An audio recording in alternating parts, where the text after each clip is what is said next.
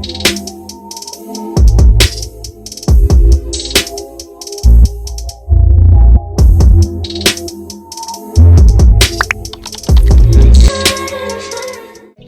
you so much for coming back to check your girl out yet a motherfucking again. It's your girl Chrissy. What mother effer? Back. Period.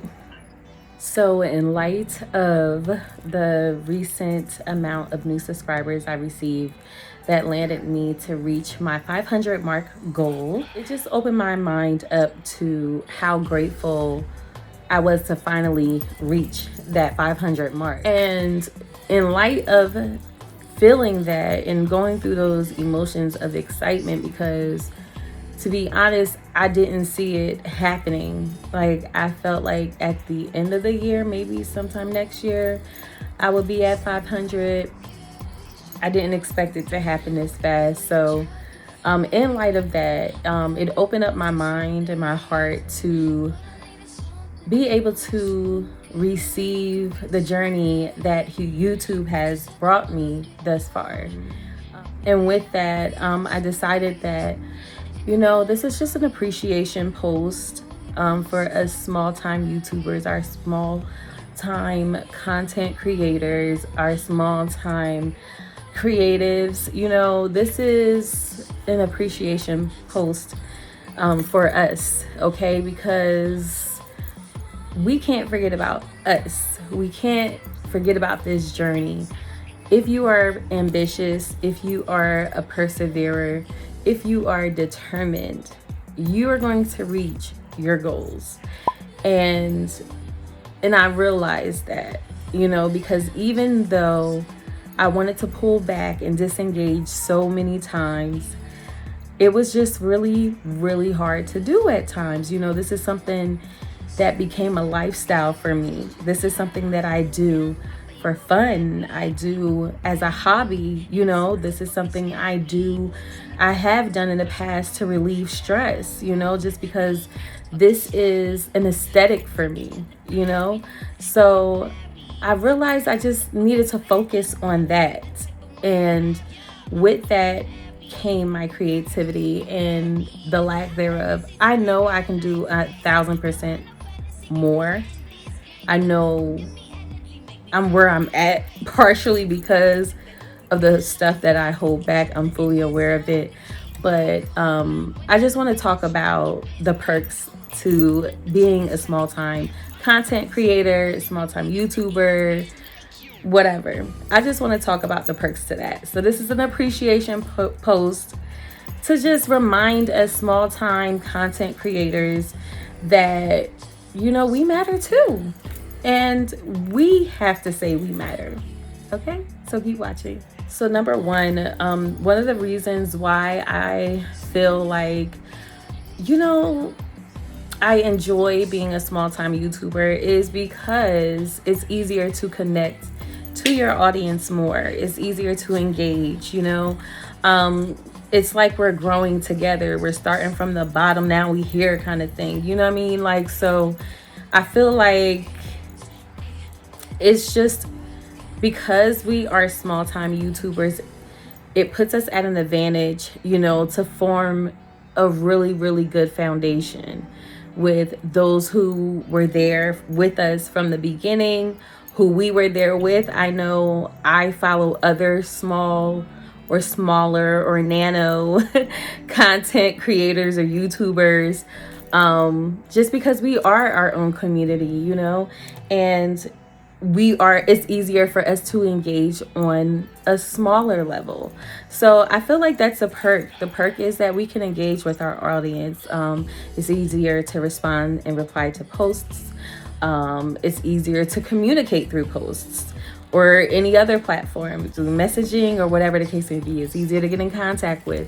It's easier for us to feel like we're human, okay? Because we are, okay? So that's just number one. Another perk that comes with being a small-time YouTuber or content creator is that we have the time to really figure out where we want the direction of our channel to go. We are not obligated to things such as a niche that I hear a lot of people talk about in their videos, like, oh, if you want to gain more followers or get more views, you know, like find a niche. My niche is me. I'm the whole vibe. I'm the niche. Okay.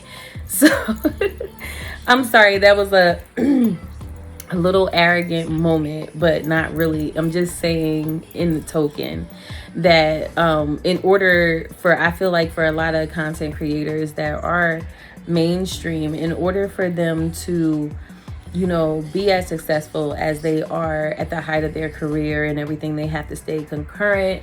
They are obligated to you know, be the channel that their audience want them to be. And it's really hard once they feel like they're over it, you know, they reached I guess the heights or the highest point in their YouTube career that they could reach. So they get sick of it. They kind of phase out of it and feel like, I don't know, like, I guess it's too much for them, or they're just over it. It's just because they want to pull out and do something different. I feel like with us, we don't have that disadvantage. For us small time YouTubers, I feel like we have the advantage to take our time and just flow. And any, you know, subscribers that you gain during this process are very valuable, because it's like they embraced all parts of you. You understand what I'm saying?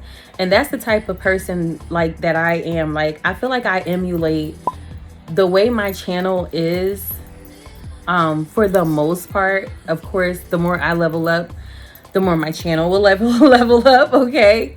But in this moment, the way I've always put out, you know, my videos and everything, and the content on my lock pages, or, you know, my business page, or even my personal page, I feel like it was always like I just go with the flow of things. Like, I never felt like, oh, I had to post this on this day, or I have to post every Monday and Tuesday, or I'm posting 3 days a week. Like, I never felt that pressure, because why would I?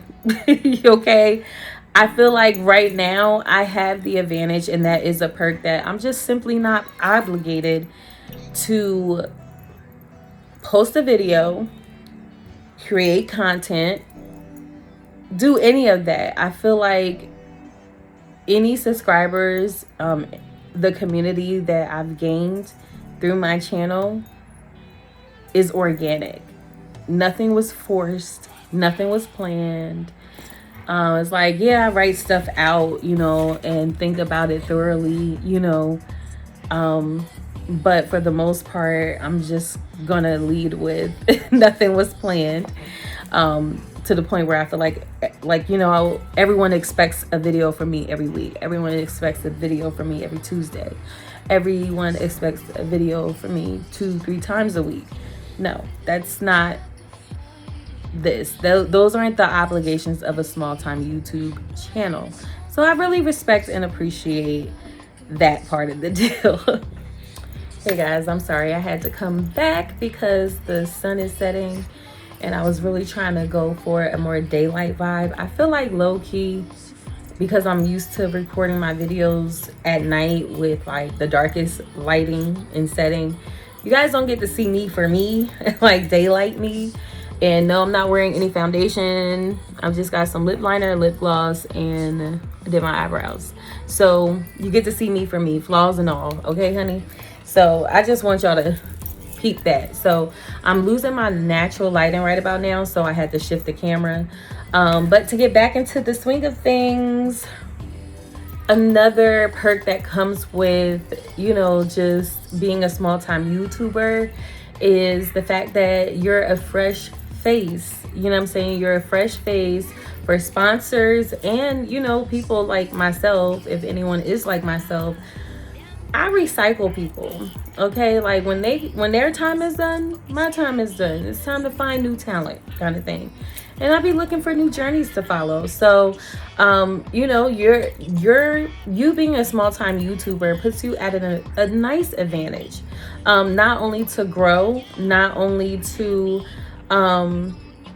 you know, you know, receive revenue or whatever the case may be. But it puts you at an advantage, because when you start off and bond with your audience in that manner, even people, your haters and all that, you know, pay attention to you, they're growing with you. I'm sorry, hater, but you growing with me. But anyway, okay, so I just, you know, want to appreciate that part, because we're a fresh face for those who are seeking fresh faces on YouTube. With that, you know, that's a great perk. Like, why wouldn't you want to be a fresh face out here in these streets?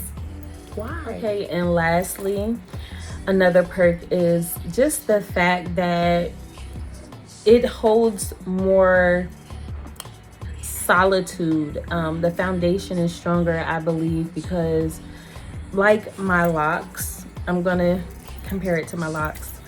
When I first started my lock journey, I couldn't see where it was heading, you know what I'm saying? Like, I didn't know where it was going, but I committed to it, you know what I'm saying? I seen things that made me think, like, I don't know if it's gonna make it. I'm gonna have to cut my locks. But you know, she prevailed nonetheless. I feel like it's the same way with my YouTube channel, you know? When you keep feeding it and you keep watering it, you know, you tend to appreciate it more. When you took time, like, I realized, like, a lot of people that have way more of a following than me don't even have as many videos as I do. Just wasted camera time, honey. But the perk to that is simply, you know, it's just you appreciate every milestone within your YouTube journey.